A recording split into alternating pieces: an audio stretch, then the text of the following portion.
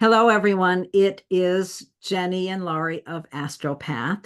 And thank you for being here. Today, we're going to talk about Cancer season.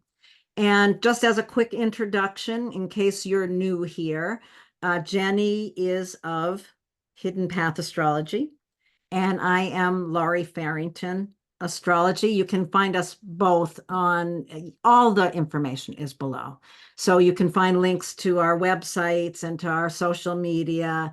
But for now, please subscribe and like our video, leave us comments. We would really appreciate that. And again, welcome to those of you who are new here. Thanks for being here.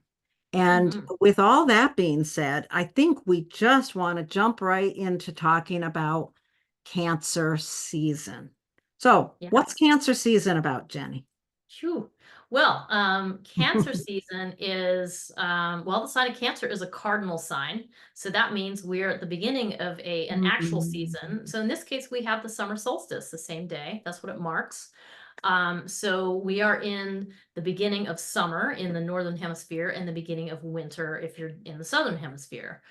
So it's a big deal. These cardinal points, just like cardinal points of a compass, the four cardinal signs mark these seasons. So we are here at Cancer season. The other ones are Libra, Capricorn, and Aries are going to be the other big markers. But anyway, blah, blah, blah. Cancer season this year is from June 20th to July 22nd. So it's a pretty long period of time. I mean, it feels a little longer than usual, which is interesting. But whatever. Back to Cancer.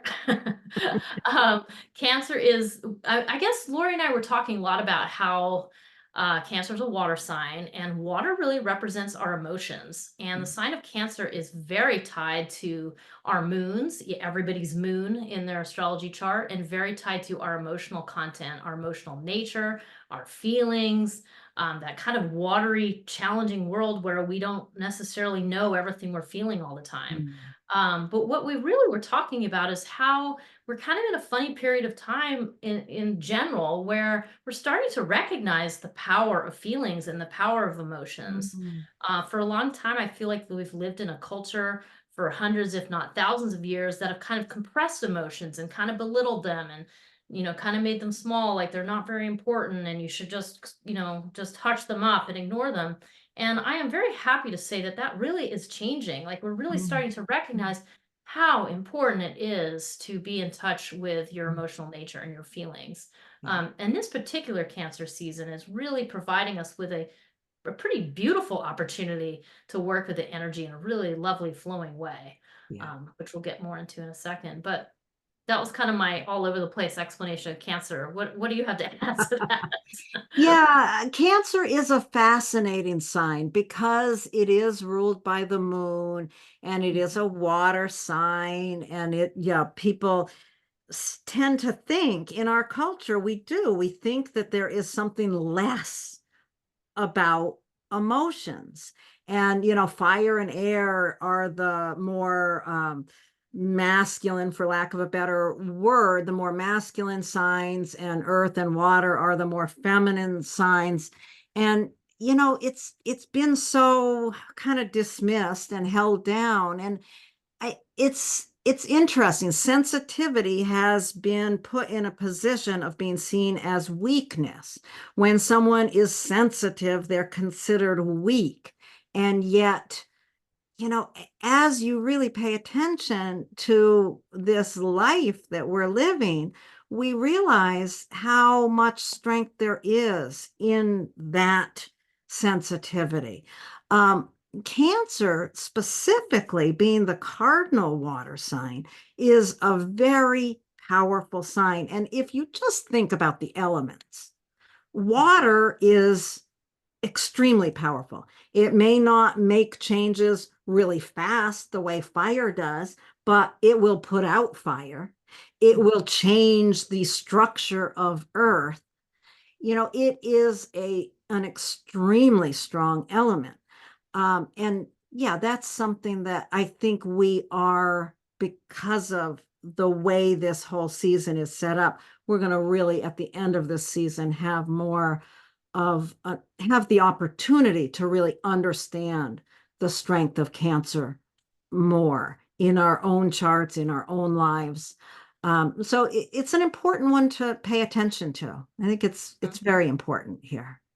Yeah, I think a big keynote to this is learning how to relate to yourself, learning how to notice your own feelings, your own emotions, tuning into them and paying attention to them because they have a lot of information.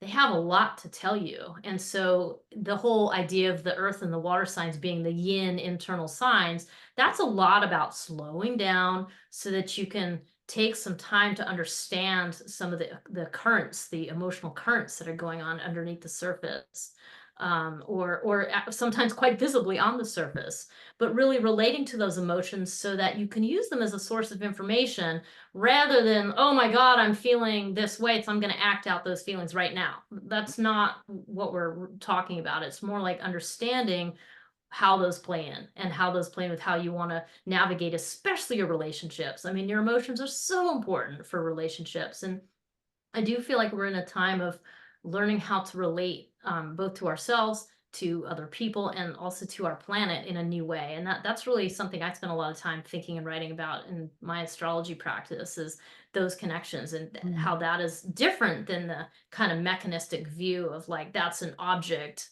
and Mm. I don't relate to that object in any way. We're changing that. Like you're relating to everything that's around you. Mm. And so I think the key is getting in touch with that emotional stuff also puts you in touch with your intuition, which is a Mm. profound source of knowledge that we all have. You just have to learn how to listen to it. So that's some more topics that really come up for me when we talk about Cancer. Yeah. So mhm. Okay. Um, yeah. Anything else, or is it time to open up the chart? No, volumes, but let's just open up the Yeah. chart. Well, we could just It's a chat it's all an day. important topic for me. So I'm a moon person. So here we are. Yes, you are. You're a moon Oh. person. I didn't believe it when I first met you. Well, look at this chart. Look at Okay. that chart.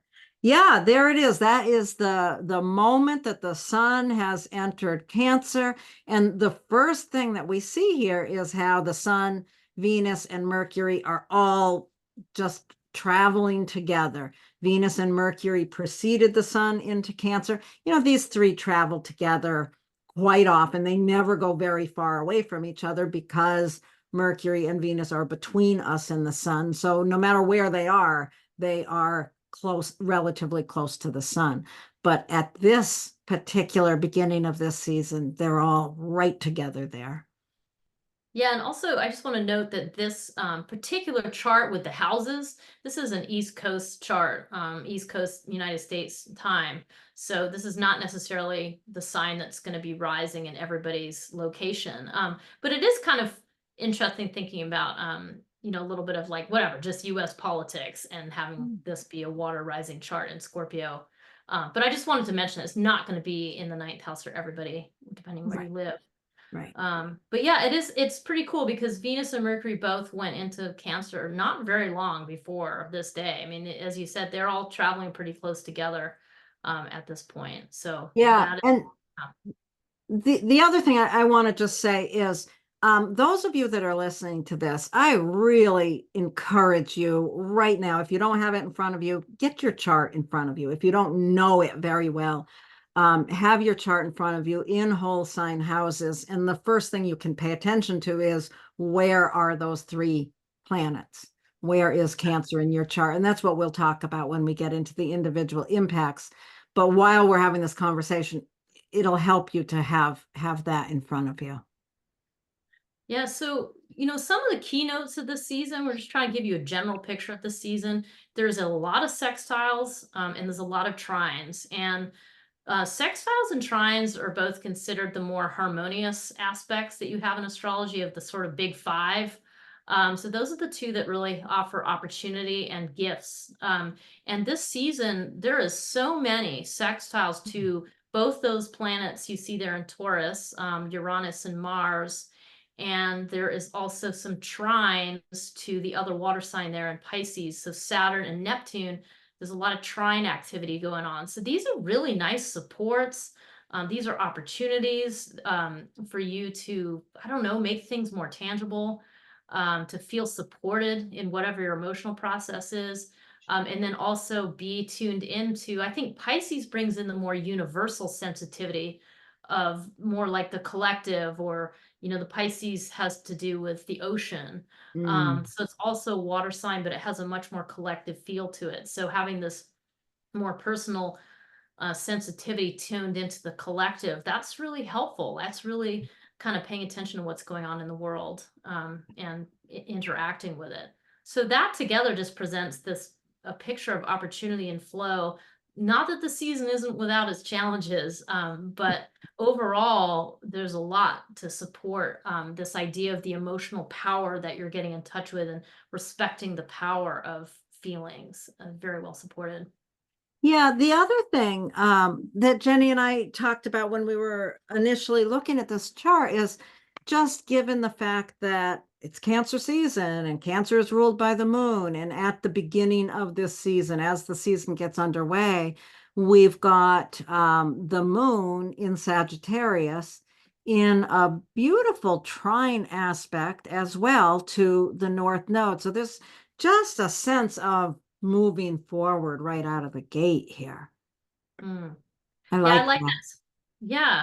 That kind of brings the idea of, as the season begins, the moon in Sagittarius, there's an adventurous spin to it. There's Yeah. a, something about like wanting to go out and see what's going on and be excited, and maybe having some humor about whatever's going on in the world. And letting that kind of, yeah, help you point into that direction of the North Node, like that's where Aries is. So Yeah. I like that. That's a nice little touch at the beginning of the season. Yeah. Um, I also think it's funny because the moon rules Cancer, and Cancer is nurturing and taking care of, and it's kind of like the moon's going to go all the way around the chart during the season and touch base with everybody and kind of check in and see what's going on. It is kind of like the mother moon taking care of all the children, the other planets, and visiting. So because the moon is the most changeable planet in astrology because it moves so quickly. And yet Cancer is this kind of more stable, solid sign because it's cardinal. So there's a funny juxtaposition, but that's the way that I think of it. Yeah. It's Hmm. interesting for sure. And yeah, I mean, we've drawn out all these trines and sextiles, and there are definitely some challenges going on. And we'll talk about that when we get into the week to week part. Are Hmm. we there? You want to turn to that now? Well, there's one other thing to talk about really briefly here, which is that you will notice that the planet Neptune is at Oh, 2953. yes. So Neptune's trying to go into Aries. However, Neptune will station retrograde. That's not going into Aries until 2025. But we're just bringing this up because it's so close to It's so Aries. And close. also, yeah, and it squares the sun in the beginning of the season. It kind of puts some pressure on the sun because I don't, that's an interesting, like there's a dreaminess. There is kind of a visionary dreaminess that starts the season out because of the moon in Sagittarius and the Neptune squaring the sun. Yeah. Yeah, it's interesting. 2025 is going to be interesting because both Neptune and Saturn are going to go into Aries. And that Neptune movement, how long has Neptune been in Pisces? Quite a while. Ever. Yeah, feels like forever. Going into Aries is going to be a big change. Neptune is the co-ruler of Pisces. It's been pretty content flowing through that area. It's going to be a big change when it goes into Aries, but Yeah. the ways off. But it is interesting. It stops at 2955 of Pisces and goes back just before going in there. It's an interesting process. Okay, so Okay. let's move on. And we're trying something a little different this month. We've done up this kind of calendar, and I know from your perspective, it's probably so small you might not be able to see it, but you might be able to take a screenshot of it if that would be helpful, and take a look at it from there. But this is how we're going to start looking at it week to week. So here on June 20th, we've got the sun entering Cancer, and the very next day, we have the full moon at 1 degree of Capricorn. Hmm, look at that. Look at So that. there's two of those this season. There's two Yeah, full moons Capricorn. Two full Um, moons. mhm. Isn't that interesting in itself? Yeah. We'll be making videos about both those too, so you'll get more information about how that's going to play out in your chart. But we usually use the moon phases, to kind of unpack each week, and we are doing that here too. So I don't know, what do you think about that first week, Lori, before we get to the last quarter moon? The first full week, it looks pretty simple and pretty sweet, doesn't it? There's Yeah. really nothing other than the moon doing its little process, sign to sign. There's nothing really going on except Mercury trining Saturn, which is a really supportive mental processes that's going on. And that's the only thing going on that entire week. Well, there is that right the same day as the full moon. There's Mercury sextile Mars. So, these are really positive mental processes going on. And then we come to that last quarter moon on the 28th at 7 degrees Aries. Yeah, so that kind of so we're, firmly in the waning phase of the moon here, and the moon being the ruler of the whole season, it's important to pay attention. So in the waning Mhm. part of the moon here, you're really starting to kind of let the cycle be more in the phase where you're concerned with the meaning of things. So with those sextiles and trines to Mercury, you're getting your mindset into a nice flowing place. And then you hit that last quarter moon in Aries, which, last quarter moon is always going to be a place where you have to let something go. And you're having to let go of the hot energy of Aries, Mhm. so you're having to let go of maybe prioritizing action in some way. There could be a couple different ways to think about that, but it's kicking off the final week, like the closing week of the moon phase. So Mhm. now we're really waning and winding down. Mhm. And in that period of time, there's a lot of nice flowing energy. I mean, you still have more of those sextiles. You've got some great opportunities to really make containers for your emotional process. Right. Saturn retrogrades here, so it's at 19 Pisces. Yeah. So that's kind of taking us back, and then Neptune as well. So both retrogrades, very internal facing situations with those planets happening in the dark moon phase, where you're really thinking about closing a cycle down and turning inwards, and like really working with inward processes, which is supported by the Mercury trine to Neptune, the Venus trine Saturn, all in water signs, like really getting to grips with how you are doing emotionally this week, taking care of yourself, withdrawing, retreating, maybe not taking on too much social stuff during that week. Right. Except for that. Yeah, Mercury Yeah. entering Leo on the second is definitely, yeah, the mind is ready to move forward and to move into a more expressive place. This is coming about 3 weeks before the sun goes into Leo. Mercury heads in there first and getting things ready for, the mainstay of summer, which is Leo. But then we also have this is probably one of the more challenging parts of the month comes on the 3rd when Mercury opposes Pluto. Mhm. And that's, it's interesting because there's so much of this Mercury possibilities and opportunities. And then it's like, okay, so you're working with your mind in these really positive ways. The opposition, I, people tend to, it's easy to think of an opposition as a real negative or a difficult thing, but it's also, there's such an awareness in an opposition. It's like a full moon, you can Mhm. see what the situation is. There may be some power dynamics that you encounter during the course of this week that would be represented by this, but there's a clarity. It's like the mind has clarity about what it's seeing. So you might really be able to see something that wasn't obvious before in the midst of this dark phase of the moon. Yeah, I like how it's like Mercury's going in the brightest sign of Leo, and it really Right, is shining a light into something, the underbelly of something, the right. hidden motivation or the buried secret, or something that's being kind of tucked away underneath that now comes to light. And during the balsamic moon too, it's for your kind of spiritual understanding. Like it's something that's being folded into a bigger process. Yeah. Yeah. So, And right. and then at the end of that week, we come into the new moon, which is at 14 degrees of Cancer. So that's going to be an important point. Of course, the new moons are always a time to plant a seed for growth. It's the beginning of a process. It's the start of a new lunar cycle.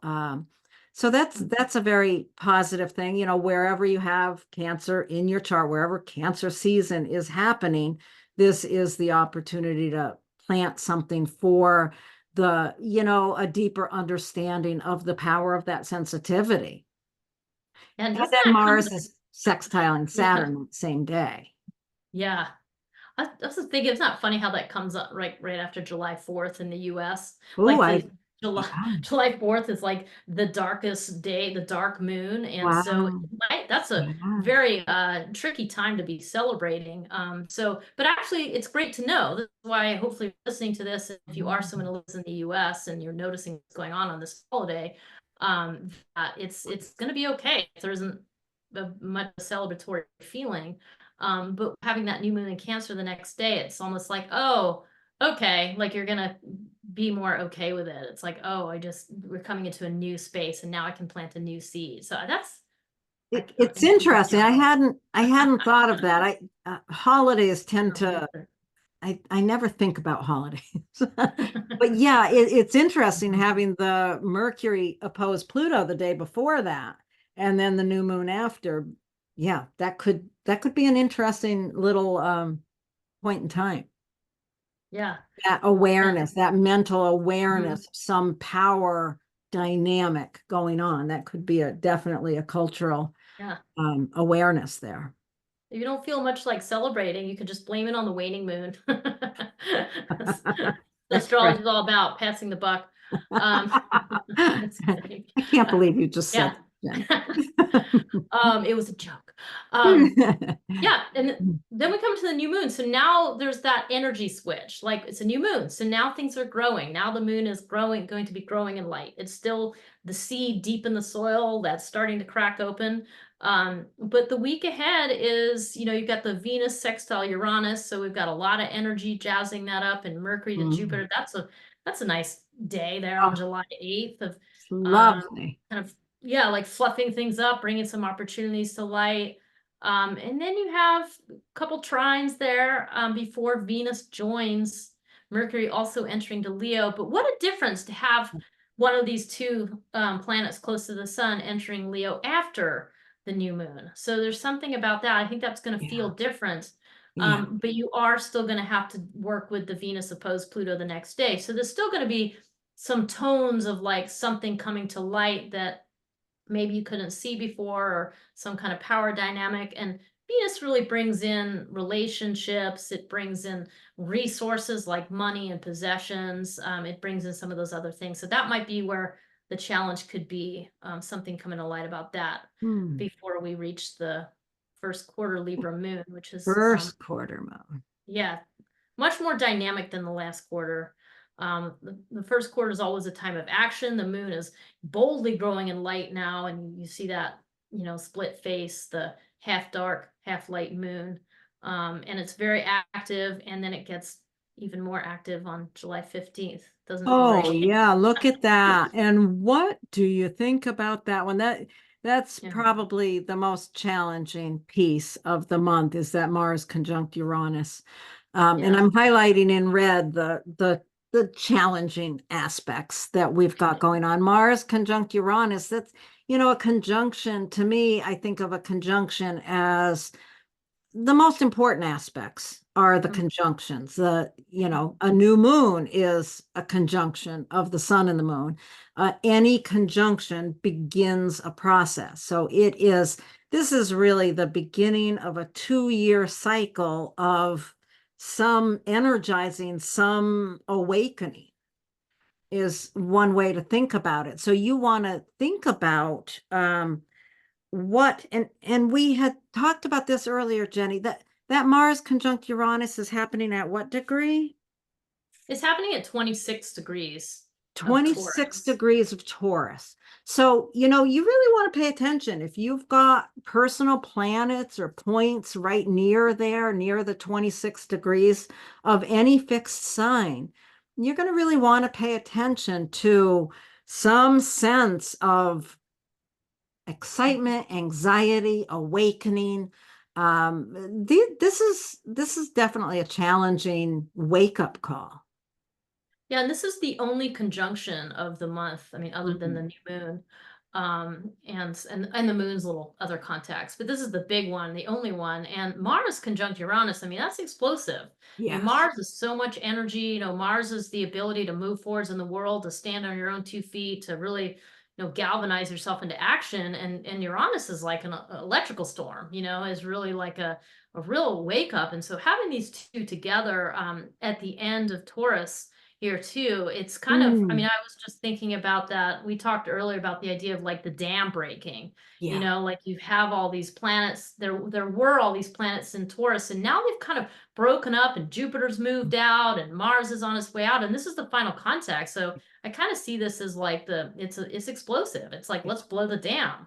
Yeah. I mean, it feels a little bit like that to me. I mean, Uranus is not going to move into Gemini quite yet. That's happening later on, and we will be making a video about that down the road. That's not on the table yet. But having Mars here at this kind of, there's something here that's going to really break up the energy. And you, Laura, you said something about, yeah, this being this big glut of Taurus stuff, and that energy is finally really breaking apart. Really, yeah, this is the Yeah. end of it. This is the last hurrah of all that that happened, that has been going on in Taurus for a couple of months now. Oh, quite a So for while. those of you with fixed signs that in those late degrees of fixed signs, Leo, Taurus, Scorpio, Aquarius, like it's on, like whatever this Uranus contact is to any of the planets that you might have in those places.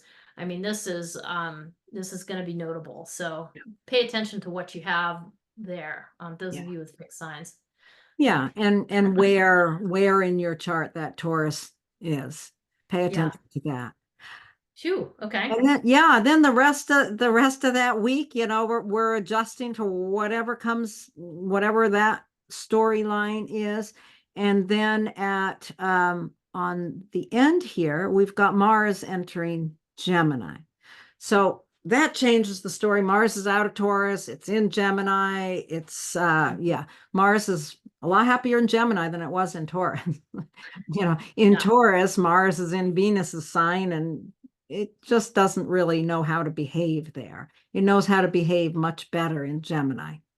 It Yeah, can except it's cause definitely more different volatile problems. and in a mutable sign. It's definitely more Right. movable, and it's just got supercharged with its Uranus there. So that's an Yeah. interesting situation where I think that's going to feel like a real pickup. I mean, in the beginning of the season, you've got everything in yin signs, and by the time we get out, we've got Mars and Gemini and everybody else in Leo of Mm, the inner planets, not to yeah. mention Jupiter's in Gemini now. So there's a real game change going on. And And then we then come look to, at ooh, this. Whoa. this is the busiest day of the year, huh? I mean, sorry, of the It, season. it's a crazy day. Crazy. There's just so much going on. We've got the full moon at the very end of Capricorn. We had a full moon here on the 21st of June at 1 degree Capricorn. And now this full moon at 29 degrees Capricorn.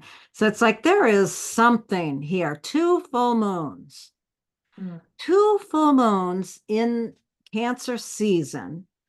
mhm. Um, Capricorn. So the full moon, again, it's an opposition. So it's an awareness. There's some awareness around Capricorn issues that is determined to come to light during this Cancer season. Yeah, and Capricorn really brings in the integrity, doesn't it? So the Cancer Yeah, season, you're focusing on your emotional world, like being in touch with that, recognizing the power of it, and then Capricorn is the Earth opposite, the container for that, the integrity of what you do with those emotions. Of how you work with that is just, yeah, yeah, it's to have it like sandwiched like that. So this is like an astrology blue moon because it's happening in the yeah, all of the Cancer season. yeah, So yeah. And then we've got what? Venus sextile Jupiter, Mercury square Uranus, Sun trine Neptune, and Mars trine Pluto. The challenging one is right here in the middle, the Mercury square Uranus. It's interesting to me how, Mercury has been Mercury moves so quickly, so it interacts a lot. But here it opposed Pluto on the 3rd of July, and here it's squaring Uranus. So it's bringing in that whole Pluto Uranus piece going Yeah. on here. Yeah. And it's the Ooh. Mercury square Uranus is reactivating the 1 week earlier, like, just Mars at the same conjunct degree. Uranus. Yeah. Yeah, so it's kind of continuing the story of what that is, and in this case, because it's a square, a square is like, there's some kind of growth that has to happen. I mean, the phrase that comes to mind is like a rude awakening, possibly, to your mental processes. Like you may want it to be a different way because Mercury's in a fixed sign with Leo, and Uranus is saying, well, it's not. So Yeah. It, something about having to deal with that. it's interesting. Yeah, the square being something coming to light, something that needs to be discussed, talked about, thought about, coming, almost exactly a week after the Mars conjunct Uranus. It's almost like that seed planted at the Mars conjunct Uranus. We might not even be aware of it. Yeah. That's the thing is it's like, yeah, that conjunction, it can remain hidden. That Mercury squaring it is going to really Mhm. show us a storyline. No, I actually really like how Interesting. it finishes with the Sun trine Neptune and Mars trine Pluto, because it's like taking those two more, inner or more personal planets, I should say, and having them contact in a really positive way, collective energies, generational energies. So the Mars trine Pluto, whatever it happened at the conjunction, it's like now you can see the empowerment in it, is what the Pluto brings in, and there's a flow of energy. And then the Sun trine Neptune is, yeah, like just broadening your scope, like recognizing that your personal story of your emotional Cancerian world is very linked with everybody else's story, with the collective story, that humans have different feelings, but there's a commonality between experiencing emotions that happens, and it kind of brings that in. So it really leaves you on that note before the sun goes into Leo, which is, of course, its favorite place to be, as and I'm not just biased because I'm a Leo, but it's the sign that rules it. So we kind of have these two seasons every year of a moon ruled season and then a sun ruled season. And boy, isn't that the truth? This Cancer season really invites you to kind of get into that more internal world, enjoy the opportunities there, and prepare for a very dynamic Leo season. So Yeah, it's fascinating. Okay, so before I make the colors go away, everybody make a screenshot, and nice, I'm Lori. gonna make You that get go ready. away. And we are going to hang on one second. Okay, so now we are going to go into let's see, the individual impacts. Okay, so for those of you with Aries rising, Cancer season is shining its bright light in your 4th house. So you want to think about how, this season is really putting your attention on home and family. So, people with Aries rising are, come into the world with this great strength and determination. You know, those people with Aries rising, they just walk in the room and there's just a lot of dynamic strength. But it's really interesting because those people with Aries rising, where they tend to hold a lot of vulnerability is around home and family, with Cancer holding that 4th house. So during this season, the way we're thinking about it is that this is a time when you're going to really have the opportunity to really develop an understanding of the strength of your vulnerability, the strength of your sensitivity in relation to your home and family. There is that, you've been through a lot of changes regarding your own personal values, your own, how you're unpacking your own inner nature, your subconscious, your spiritual understandings. There's so much going on in those areas that is really supporting you to becoming more and more aware of the strength of water in your fourth house, the strength of your emotions when it comes to your ancestral line, your family, your home itself. Mm. Hmm, Mhm. it's Yeah, interesting. this kind of I will see with this one, Lori, like how with an Aries rising, it's like the fierce Aries rising, but it really, for some reason, always highlights the fierce Cancer in the fourth house. You know, they really work well together in that sense, even though they're in square. But that fierceness really comes through. And the other just thing I'll add briefly, because you've covered everything else really nicely, is just that your moon rules your fourth house too. So whatever sign your moon is in charge of that fourth house, you know, and is so that really brings in the sensitivity, the importance of your emotions and working with your own emotions, and just adds another layer of why this area is so sensitive, as you've already mentioned, and why the vulnerability is there. Yeah, But that understanding what sign your moon is in gives you some more tools to work with. yeah, So that's it. absolutely. That's great. Okay, so let's move on to folks who have Taurus rising. So those of you with Taurus rising, this Cancer season brings in the importance of your voice, like the importance of the connection between your emotions and your voice and how you speak. It might be, I was just thinking, like that can be, you may find it difficult to speak your emotions with Cancer in your third house, you know, because it's a real area of vulnerability. It's a real area of sensitivity. And it may feel risky to say what's really on your mind or really in your heart. And this particular Cancer season is a great opportunity to understand how powerful that is, Mhm. to understand how powerful your own understanding of your vulnerability, your own understanding of what your emotions are really telling you, and how they really empower you through your voice. So this is a time to kind of push aside that idea that sensitivity is bad, you know, and the way that you speak up is somehow problematic, and embrace it and recognize it and respect the power of your voice, the respect the power of your emotions coming through your voice. Mm. Um, and you know, Lori and I talked a lot in the beginning here about how many sextiles there are in this season and how many trines and what a lovely support and flow of energy that brings. And so for you with Taurus rising, it kind of brings in, you know, there's been some big changes in your identity in the last few years, or less, well, especially in the last couple months, I should say. But that's really supporting your ability to say, you know what, I'm just going to speak up Mm. because I kind of see myself as a new person. Mm. The other piece that brings in a really nice support is community. There's some shift that's happened in your community, to some way that community allows you to be more empathetic, that allows you to see how important sensitivity and emotions really are. And both of those just really play into this possibility for you to kind of really recognize and respect the power of your feelings. That's beautiful. I love that. And the other thing, again, where Cancer is in the chart, is ruled by the moon. Cancer is ruled by the moon. So those of you with Taurus rising, where is your moon?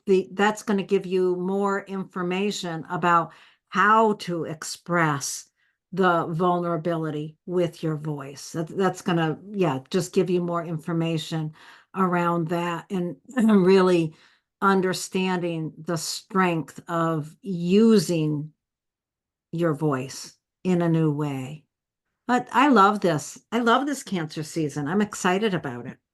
So think about the power of vulnerability, the power of using your voice. And I think we're going to go on now to folks who have Gemini rising. If you've got Gemini rising, this Cancer season is highlighting your second house. The second house is really, it's your self-worth, how you value yourself. It also, the second house can include issues of finances and resources, your own personal finances and resources. So this is really putting your attention on those things. For folks with Gemini rising, this area of money, resources, and self-worth is an area that you have probably experienced a lot of vulnerability, a lot of sensitivity in this area. So during this particular Cancer season, with all the sextiles and trines that Jenny and I talked about earlier, there's a real strong opportunity for you during this period of time to really understand the power of your sensitivity in this area, how important it is for you to embrace that sensitivity and allow that sensitivity to really teach you your own value. There's just your personal value is within that sensitivity and vulnerability. Mhm.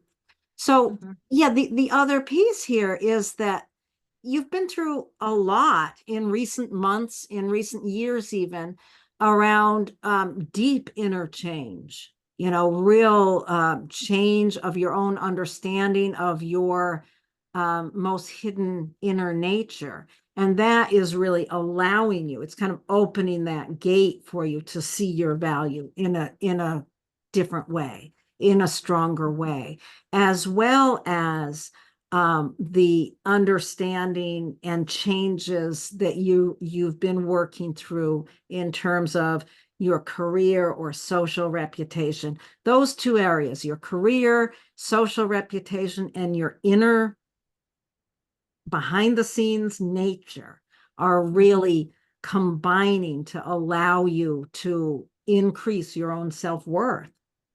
Mm. Yeah, this suggests to me just such a powerful healing opportunity because you're showing up in public in this, kind of Pisces way, and that's really supporting your own recognition of your own self-worth. Like, Mhm. wow, like Yeah. that's a really a powerful kind of hidden behind the scenes sort of healing work that this really suggests with ease, kind of like just well supported. I mean, it doesn't mean it's without any sort of difficulty, but I just mean that the flow is there. And how profound the healing, because really you're doing healing on your moon. And the moon really represents in your chart, your emotional profile and your emotional wounds and your younger person stuff, So this really it's not just for this season, it's helping you heal something on a deeper level that's older because the moon rules Cancer, and having the moon ruling your kind of struggles around self-worth and value, and having an opportunity to heal that, like that's something that just stays with you. So whatever moon sign your moon is in, like just kind of incorporate that as you listen to this video and think about that. It's going to help you have greater self-understanding. Yeah. Oh yeah. That's really great. Okay, moving on to folks who have Cancer rising. This is personal. Those of you with Cancer rising, you know who you are. um, so this Cancer season, like every Cancer season you've ever had, is extremely personal because it lights up your first house. The first house is the most powerful house in the whole system because it really refers to the self. It refers to your overall life direction as a Cancer person, as someone who is here to nurture, protect, perhaps be fierce about the emotions of other people, Mm. to grapple with your own vulnerability, your own sensitivity. This is part of your life path as a Cancer rising person. So those issues are on the table during this Cancer season. And what's really cool, that Laurie and I talked about both before and during this video, is just this is a time to really recognize the power of your sensitivity, recognize the power of vulnerability, and just kind of witness the times that maybe you have felt sort of squashed down because you're too sensitive, or because you're too tuned into what other people might be feeling. So this is a time to kind of go, no, that is super powerful. And part of the reason we're saying this is because this particular Cancer season has a lot of sextiles and a lot of trines, like which are both really nice flows of energy and supports for this process of reckoning with your own emotional power. And those supports are really coming from your community, and also the ninth house, which is really referring to your wisdom and your ability to think critically and have an open mind, and also traveling. So new experiences that are opening up your mind. And yes, I'm a Cancer rising person, and I have a big trip planned for this entire season. So I'm anticipating a change in my worldview that is going to help me, sort of accept and respect on a deeper level, my emotional power. I mean, that's kind of what we'll see. I'll report back. But there's a really nice support in place for all of this. Yeah. So, Yeah. yeah.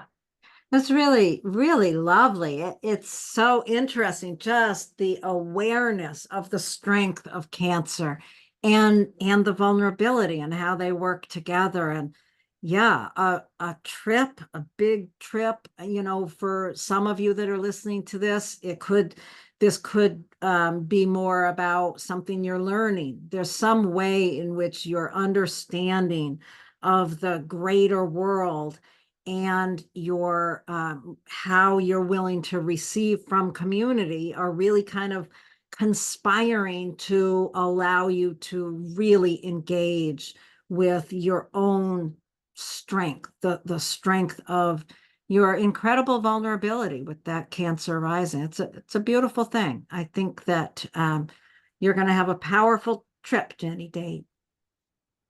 Oh, Okay. So we're going to move on nice. now to folks Thank you. who have Leo rising. And if you have Leo rising, this Cancer season really lights up the 12th house.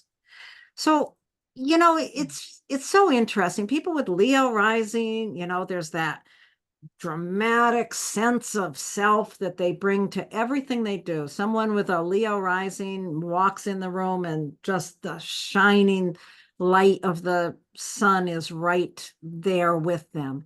And those people, you know who you are, with Leo rising, have Cancer in the 12th house. So there is this hidden vulnerability that they don't necessarily want others to see. And yet during this period, this Cancer season, it is really important for those of you with Leo rising to really pay attention to what is going on behind the scenes, what is going on in the development of your own understanding of your unconscious or your spiritual nature.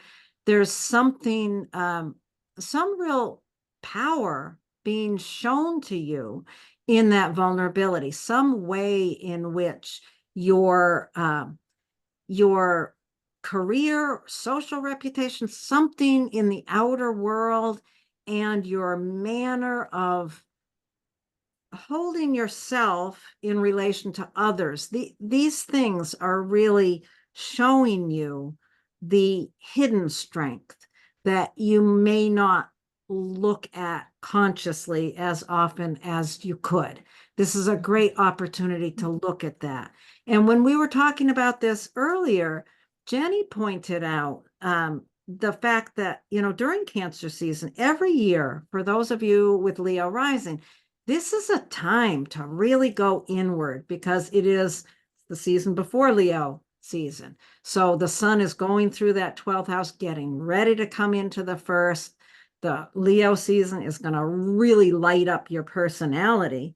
And this period of time, the Cancer season, is really allowing you to do a lot of inner behind the scenes work to prepare for that.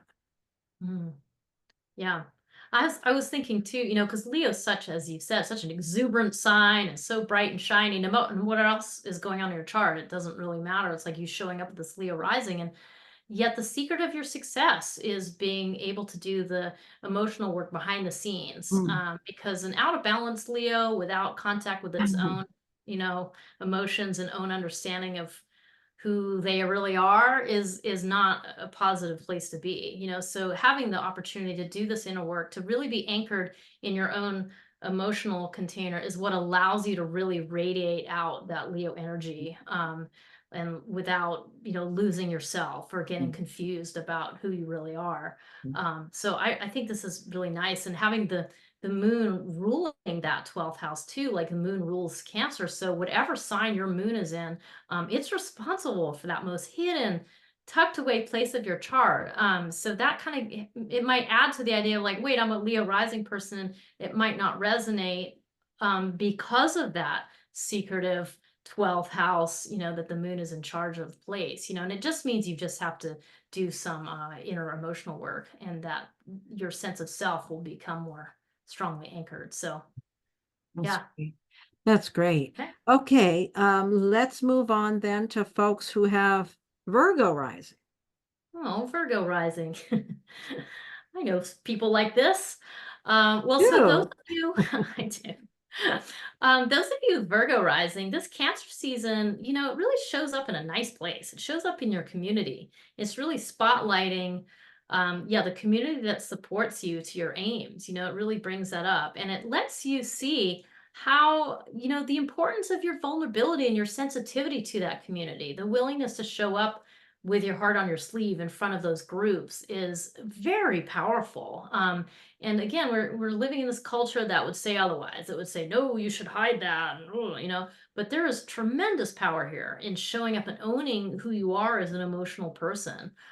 Is really gives you this, this gravitas in front of groups.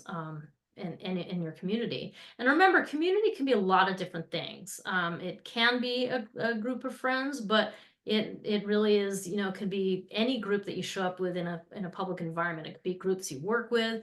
It could be something where you volunteer and you're with groups. It could be a class that you show up for. So in any case, what this is showing is that there's a place for you here. There's a place in your community where you can really let your hair down, and just go ahead and show who you are, show up completely with vulnerability and all. And we've been talking about this Cancer season as this great opportunity, this strong opportunity to embrace that strength. And the reason for this is because there's so many sextiles and there's so many trines throughout the season that you just have this really lovely support. And the supports that are coming through for you are, there's a wonderful support in partnerships. There's some way in which there's partners that are supporting you to see this emotional power. And the other place that's really showing up is just your kind of innate wisdom that you absorb through your life experiences, and you kind of create this philosophy and this hopefully open-minded way of thinking critically about the world. And so that's also great support here. So that's really helping you understand, how this place of you opening up to community maybe fits into the bigger context and fits into your worldview, and provides you with a source of wisdom to share, because that ninth house really speaks about wisdom, where you have a beautiful sextile to Taurus planets. So anyway, that's kind of the picture. There's a really nice scene showing up for you here. So yeah. I like that. I like thinking about just, having Cancer in the 11th house, and how folks with Virgo rising could really spend a lot of their life kind of uncomfortable in community because it is a place where there's so much vulnerability. And this season really does offer that opportunity to see how powerful that ability to show your vulnerability, how powerful that is in allowing you to receive from community. It's really beautiful. And of course, the moon rules Cancer, so it rules your 11th house if you have Virgo rising. So wherever your moon is going to kind of dictate how some of that works and how you work with that. How you work with that vulnerability. Yeah, that's a really nice nourishing time. I like the idea of the partners really coming in support, and these could be spouses, or but also business partners, and also any sort of one-on-one connection you have. So close friends also fit that too. So there's a lot of support for you here in embracing that sensitivity through those partnerships, which is pretty awesome. It's beautiful. I love it. Okay, let's move on to folks who have Libra rising. So if you've got Libra rising, this Cancer season and every Cancer season shines a light on your 10th house. So this is really bringing your attention and your focus to your career, your vocation, or your social reputation, how others out in the world see you. So this is where the real focus is. And with Cancer there, people with Libra rising hold a lot of vulnerability, a lot of sensitivity in how they show up in the outer world. So that's something that you've worked with and contended with throughout your life, depending on where the moon is in your own natal chart. That will tell you a lot about how you work with that vulnerability in general in your career or social reputation. But at this time, as you are, we're dealing with all these sextiles and trines that we talked about earlier in the video here. You're really being supported in several different ways. For one thing, your day-to-day routines, your just how you are functioning, your day-to-day routines, your self-care is really supporting you, and the manners in which you have been really changing your way of dealing with other people's issues. You may have in recent months or several years, you may have been doing a lot of work on learning how to set boundaries. So those two areas and the growth and work you've done in those two areas is really supporting this awakening kind of energy in terms of how vulnerability can really be your strength. So how that sensitivity, that vulnerability, when you bring it to others out in the world, to your social world, it can really develop into this incredible strength, this ability to bring protection to others through your career or social reputation. Yeah, and I can't help it as I'm looking at this chart too. I'm just thinking it's probably been kind of a rough time, in the past. And I like to think that this Cancer season is going to show you the fruits of your hard work, Mhm. the fruits of your struggles around, what is the routine, that you need to learn about, and the different way in which you've discovered you have to set boundaries. That's not easy work, but I do think that having this Cancer season, like I hope for you with Libra rising that you're going to see some of the effort that you put in is now going to have some fruit. It's going to bear some fruit, and the ease at which you feel at home in your own skin in your workplace is because of work that you've done to get to that place. So don't forget that as you move in, like that is, as you move into the season. I think that's I hope this is a one really nice time, really supportive time for those of you with Libra rising. And oh yeah, and also like the moon rules that 10th house. Like, so whatever sign your moon is in, it doesn't matter. But it is in charge of wherever Cancer is. So the moon is ruling your 10th house. That means it's kind of in charge of those matters. So it's very nourishing. This is a nourishing time to support your moon, regardless of what sign it is, but to really let yourself relax into your work and relax into the innate strength of your emotions. So Yeah, yeah. mhm. Interesting. Okay, so let's move on to folks who have Scorpio rising. Scorpio rising. Okay. So this Cancer season lands right in your ninth house. The ninth house is a really lovely house. It's one of the three houses that refers to your self-expression. And it's a place where you have developed your life philosophy. You've had experiences in your life, and you've kind of gathered those. They've shaped the way you think and formed a life philosophy or worldview. So that's what this Cancer season is lighting up for you. It's showing you where your ability to be vulnerable, your ability to be sensitive, as part of your worldview is really showing up as a strength.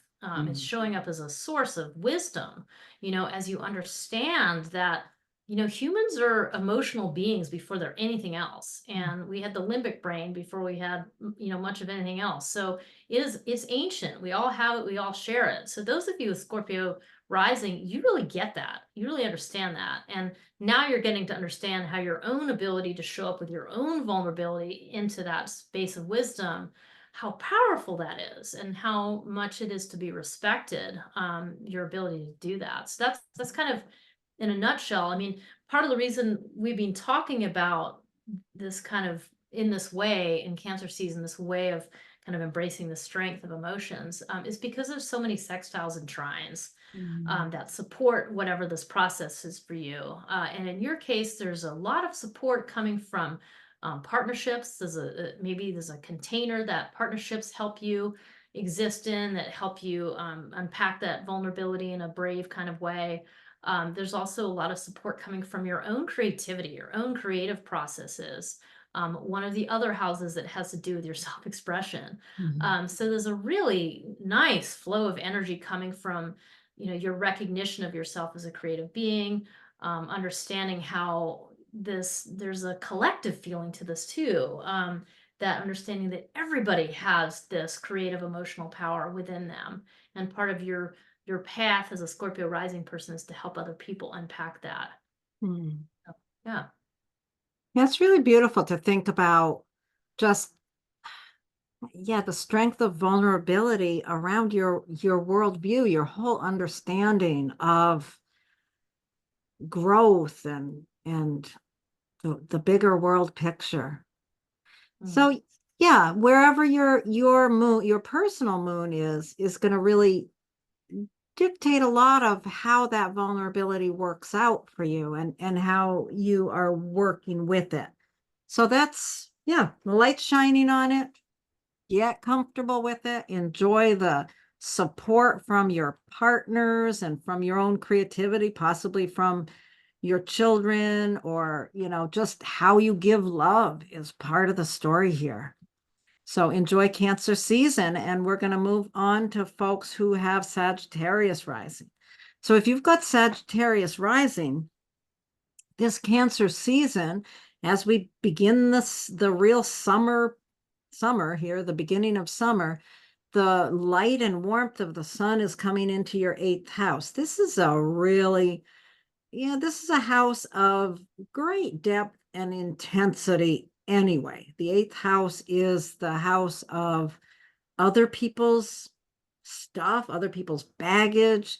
It's really where we encounter the deepest issues of others that we have to grapple with. It's a place where we have to learn how to set boundaries, how to take care of ourselves in the face of other people's stuff. So it's a very deep area. And with Cancer in that house, there's so much sensitivity and vulnerability in this area. It's really going to take something. Each Cancer season we go through and this area is lit up. The wonderful thing about this particular Cancer season is the sextiles and the trines that Jenny and I have been talking about that are really supporting the awareness of the strength of vulnerability. And for you with Sagittarius rising, the sextiles and trines, the supports have really come from two specific areas that we're thinking about. And one is you're getting a lot of support from your own understanding of self-care, and also from home, family. So you're really, any support that's coming to you through the efforts that you've put into home or family, and any support that's coming to you from the big, powerful changes that have been going on in the area of your day-to-day routines and self-care, those supports coming from those areas are really showing you that, I think of this whole area, the eighth house, the area where we need to learn how to set boundaries. Well, for some people, setting boundaries might be like closing a door, but with Cancer in there, it's almost like the strength of setting boundaries is about opening to your vulnerability in some Mm. way. There's something really powerful in that. And there's something that just feels so sensitive and so powerful. And with Sagittarius rising, it's interesting because that Sagittarius rising people show up as so freedom loving, and you don't really think of the level of sensitivity to others that they bring with them into the world. Mm. Yeah, I Hmm. like the way you talked about that. Because I feel like I end up having a lot of conversations with people about boundaries and kind of digging into what are boundaries, what do they mean, and I always end up coming to the idea that there's a fluidity to boundaries. They're not walls, they're not concrete, and they do move, and they move on the daily. And so those of you with Sagittarius rising and having Cancer here, like you're pretty familiar with that idea. Like, that. And that's part of what your gift is, I think, to other people, is to kind of illustrate that ability to be in flow with boundaries, like to, Mm, recognize, that they adjust and they change and they ebb and they mm, flow because there is a water element here. So mm, I think mm. that's a really cool thing. And I definitely have a couple folks in mind who have this. And I'm like, yeah, that is a good way to think about it. Yeah. You know, and the other piece we've brought in is just the idea that your moon, whatever sign it is the ruler of the sign of Cancer. So whatever your moon is in, it is also responsible for this eighth house area. So there's a sensitivity to that, and this is an opportunity to really see. I was actually thinking what an opportunity to see the way that your family or your lineage has just been so supportive of that, has Mm, provided a foundation for you to kind of reckon with this vulnerability. So I really like that too. And that this is lasting healing work because you're working on your moon, your natal moon in your chart, which is something we all have to do. So this is an mm. important chapter of that, of recognizing the power of your feelings. So Awesome. I like it. Okay. Yeah. Great. Let's move on then to folks who have Capricorn rising.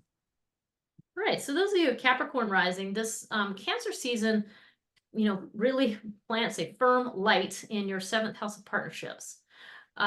It's funny. This is one of those where you've got to think about what Capricorn rising is. Capricorn rising is coming in the room with the authority, and yet there's this tender place where you hold space for your partnerships.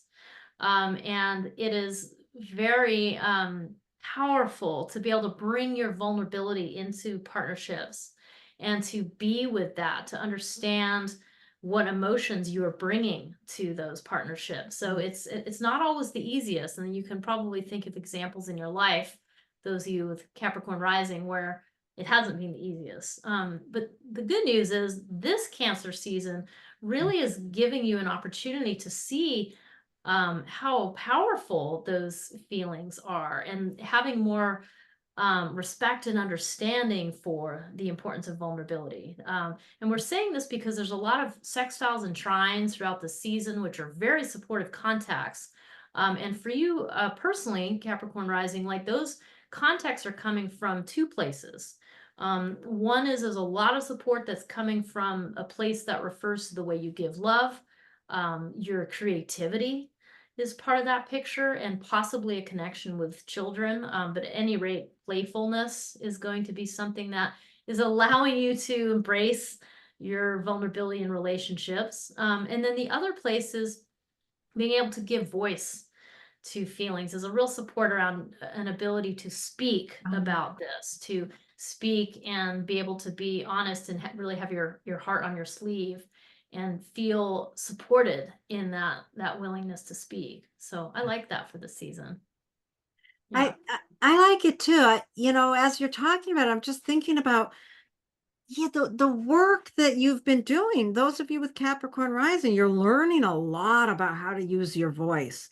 And Mm. what better way to really think about the the light shining in your seventh house, relationship being supported by what you're learning about how to use your voice, really understanding that if you want that sensitive, warm companionship that Cancer in your seventh house is speaking to here, you need to really understand the importance of vulnerability and using your voice in a vulnerable way. And the other part of how much change you've been through in understanding how to give love. Yeah, this is Mm. a powerful time to really understand what you've been learning in those areas of giving love and communicating, and how that relates to your ability to really open up to a partnership. Hmm. Nice. Beautiful. Yeah, that's a nice one. Hmm. Okay, so let's move on to folks who have Aquarius rising. If you have Aquarius rising, this Cancer season is the focus of it is on the sixth house, on your sixth house.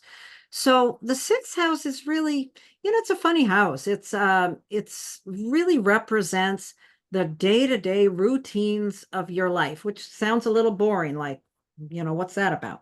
But without the day-to-day routines of our lives, so what do we have, right? It's a very, very important area of our lives. It's our self-care. It's how we take care of our health. It really shines a light on our health and our routines. So at this time, this is an area, if you have Aquarius rising, this area is a place where you have a lot of vulnerability.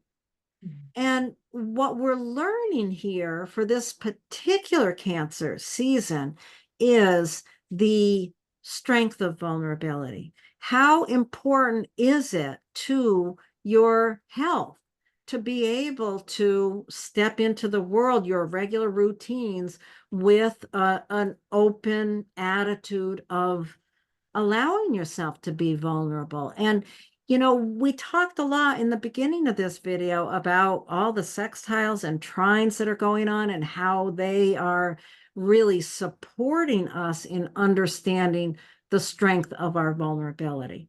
So for you with Aquarius rising, there's, the two areas that these trines and sextiles are coming from that are really supporting this is, first, you've been going through a lot of changes in your home and family, your understanding of what home and family means to you.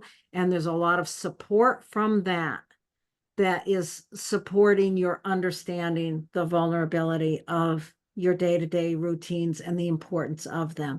The other one is what you have been learning about your own valuing of yourself. You've been really working hard to understand money, resources, and self-worth. And those two areas are really supporting this kind of awakening that I feel like is happening during this Cancer season of the importance of allowing vulnerability for you in terms of those day-to-day routines and your health care. Mm-hmm. Yeah, we've also been adding in here the idea of the rulership, Yeah. meaning the moon rules the sign of Cancer. So your moon might be in any of the 12 signs, depending on who you are. But in any case, doesn't matter. It's still partly in charge of that routine area. So what this means is that part of your emotional stability is going to come from your ability to have habits and practices and routines that support you, that provide a container for your the waves of emotion which Cancer kind of represents. So that's what you're doing here too, is you're having this opportunity to heal that moon content, which is part of a longer process. So even though we're only talking about one season, it's how to use this Cancer season as an opportunity to better support your overall emotional nature. Mhm. And I really like that. Yeah, the areas that you've mentioned are super helpful for this. And there's something about restructuring that came to mind for me, like restructuring something about the roots of your personality or part of who you are that is allowing you to just show up with all those emotions Mm. in the place of routines and habits and practices. So yeah, cool. Lovely. Okay, let's move on to folks who have Pisces rising. Okay. So, those of you with the sensitive sign of Pisces as their rising sign, this Cancer season is really lighting up your fifth house. The fifth house, the way Lori and I like to talk about it, it's the place where you give of yourself. It's the place of the love that you just pour out into the world that you do for the delight of it. So that's towards children or playful energy or towards your creative projects and pursuits.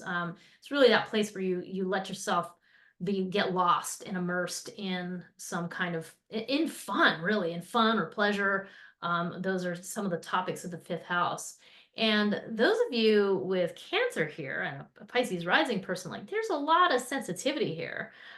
So, there's something about being able to show up fully as a child, fully with your vulnerability with you, that is something very powerful about this and can feel like a tender, vulnerable place that you've had to work with in many different ways across your life. But this Cancer season is really letting you experience that place in possibly a new way where you really start respecting the power, the importance of being vulnerable here in a new way. And part of that is because this season has so much support through sextiles and trines to the signs of Taurus and Pisces that are really helping provide a flow of energy to allow for this. And for you with Pisces rising, there's a lot of support coming from the way you use your voice, the way you use your voice to provide stability, to speak of what you need for your own, your own stability. And then also a lot of change coming in. Well, it's actually in the sign of Pisces, so it's your first house. So there's some way in which you're stepping into a new level of gravitas, a new kind of authority, perhaps, in your first house that is supporting your ability to go ahead and show up and not be afraid of what your vulnerability brings, and just show up with that. So I really just think this is a great opportunity during this Cancer season to really experience that. Yeah. So. Yeah, I really like that. I love thinking about that because people with Pisces rising are super sensitive people. And you can imagine, when a person with Pisces rising is very young, they could be, the kid that's the child who's too embarrassed to show their creative projects because they're so sensitive to people's opinions of how they give of themselves. And, we can struggle with these things for in various ways throughout our lives. But this is an opportunity for you to really, really understand that your own sense of self has been strengthened and your own understanding of how you use your voice and express yourself. You've learned so much, and you can kind of see that vulnerability that maybe as a child kept you from showing your work is actually the strength that you can bring to it. So create something beautiful during this Cancer season, and yeah, embrace that ability to be vulnerable. Yeah, I think just that's what this is really about. This whole season for all of us is about embracing our vulnerability and understanding that that's where our strength is. Yeah, it really is. Yeah, Yeah. I think it's really great. So, yeah. Beautiful. I love it. Okay. I love it. Okay, so thanks, Jenny. I think we're complete. Thank you, Lori, and thank you everybody for watching. Yeah. Bye-bye. Bye.